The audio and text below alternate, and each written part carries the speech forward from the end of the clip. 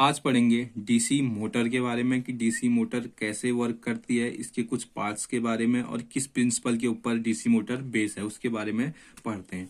तो सबसे पहले डीसी मोटर में यह है कि इसमें हम डायरेक्ट करंट यूज करते हैं, इसलिए हम इसको क्या बोलते हैं, डीसी मोटर बोलते हैं। तो सबसे पहले देखते हैं इसमें क्या होता है।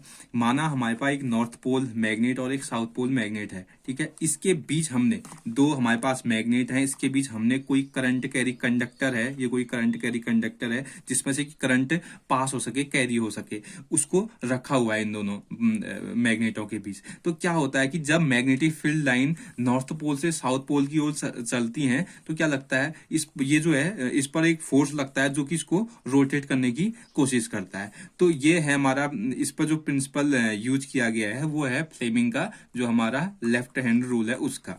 तो फ्लेमिंग का लेफ्ट हैंड रूल क्या कहता है कि इस तरीके से फ्लेमिंग का लेफ्ट हैंड रूल रहता है। ये हमारा क्या है कि जो हमारा एक मोशन या थ्रस्ट को दिखाएगा, ठीक है, मोशन या थ्रस्ट को, और ये हमारा दिखाएगा मैग्नेटिक जो फील्ड लाइन है उसको दिखाएगा, और ये करंट को दिखाएगा। ये आपस में तीनों ही हमारा परपेंडिकुलर रहते हैं, चाहे हम किसी भी डायरेक्शन से किसी भी तरीके से देख लें तो ये हमारे तीनों ही हमारे क्या रहेंगे, परपेंडिकुलर रहेंगे।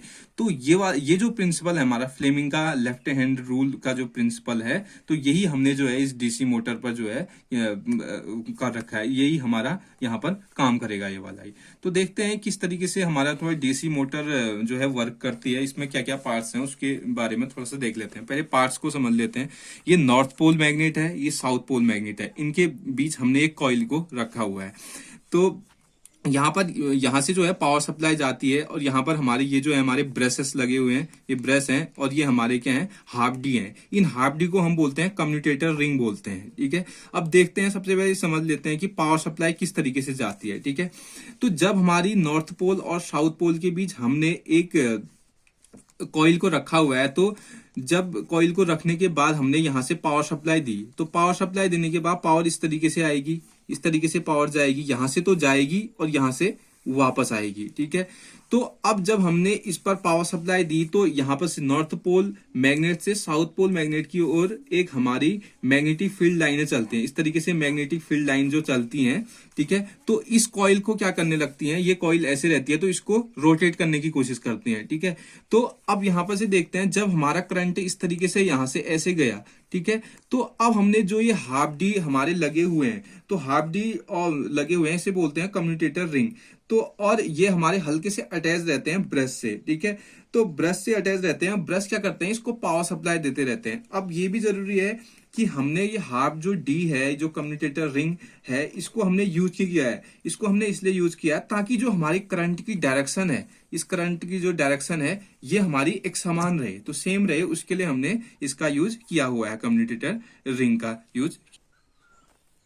अब हमारी जो कॉइल थी, हमने जिसे नाम दिया ए बी सी डी, तो यहां पर क्या होता है कि इस पर दो, अगर हमारी आर्म है ए बी और सी डी, इस पर दो बराबर परंतु विपरीत दिशा में हमारे क्या लगते हैं, फोर्सेस लगते हैं। तो जब फोर्सेस लगेंगे क्या होने लगेगी, रोटेट होने लगेगी। अब हमारा इसको ये समझते हैं कि हम ये जो हमारी कॉइल रहती है, ठीक है, तो कॉइल हमारी जब ये इस पर दो परपेंडिकुलर कॉइल का यूज करते हैं जिससे कि टॉर्क मेंटेन रहता है। मतलब हमने जो हमारी कॉइल है इसको हमने क्या कर रखा है, ये जैसे हमारी कॉइल है, तो जैसे जब ये मूव करती है इस तरीके से, और जब ये एक सीधी इस तरीके से आती है, सीधी इस तरीके से रहती है, मतलब बीच में आती है, तो इसकी जो एक स्पीड है वो हमारी क्या हो जाती है, स्लो हो जाती है। तो इसके लिए हमने क्या कर रखा है कि दो परपेंडिकुलर हमारी क्या है, कॉइल का यूज कर रखा है, इस तरीके से हमारी कॉइल का यूज कर रखा है हमने, ठीक है, जिससे कि हमारा क्या रहे, टॉर्क हमारा एक मेंटेन रहे, उसके लिए हमने इसका यूज किया हुआ है। तो जिससे कि हमारा ये जो कॉइल है जब ये बीच में आ रही है तो ये बीच में आके स्लो हो जाती है, तो इसके लिए हमने दो कॉइल्स का यूज किया हुआ है, ठीक है। तो ताकि टॉर्क हमारा मेंटेन रहे और इस जो ये इसकी रोटेशन है वो हमारी सही तरीके से हो, तो इसके लिए हमने क्या कर रखा है, इस तरह की कॉइल का जो है यूज किया हुआ है। तो जो हमारा एक ये रूल है, फ्लेमिंग का जो रूल था, वही उसी प्रिंसिपल के ऊपर ये डीसी मोटर जो है वर्क करती है। तो ये था हमारा डीसी मोटर की वर्किंग। ये उतना ज्यादा हार्ड नहीं है, तो इसके थोड़ा डायग्राम से लगता है कि ये हार्ड है, लेकिन ये सिंपल सी प्रिंसिपल के ऊपर जो है बेस है। तो थैंक यू ये वीडियो देखने के लिए।